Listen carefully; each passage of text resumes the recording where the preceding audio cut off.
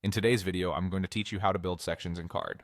By the end, you'll know how to add clean section anchors that power smooth in-page navigation and keep your one-page site organized and easy to explore.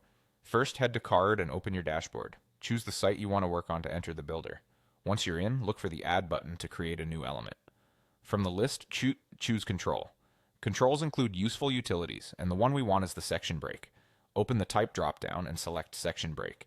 Think of a section break as an invisible anchor. Visitors won't see it, but it marks exactly where a section begins, and it's what your buttons and menu links can jump to.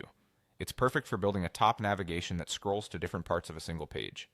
Next, give your section break a clear, simple name. Use lowercase, avoid spaces, and use hyphens if needed. Names like About, Features, or Contact Us work well. Keep each name unique so you don't accidentally link to the wrong spot later. Short, descriptive names make your links easy to read and maintain. Click Done to add it to your page. Now drag the section break to the exact place where you want visitors to land.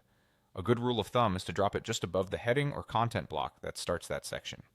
If your layout uses containers or columns, place the break inside the container that holds that section's content so the scroll position lines up nicely.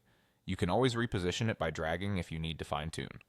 With the anchor in place, you can link to it from a button, a text link, or your site navigation. Set the link to a hash followed by the name you chose, for example, #contactus, and Card will smoothly scroll to that point. Make sure the spelling and capitalization match exactly. Preview your site and test the scroll. If the landing point feels a bit too high or low, nudge the section break up or down until it's just right. Check on mobile too, since spacing can differ from desktop. Repeat the same process for each section you want.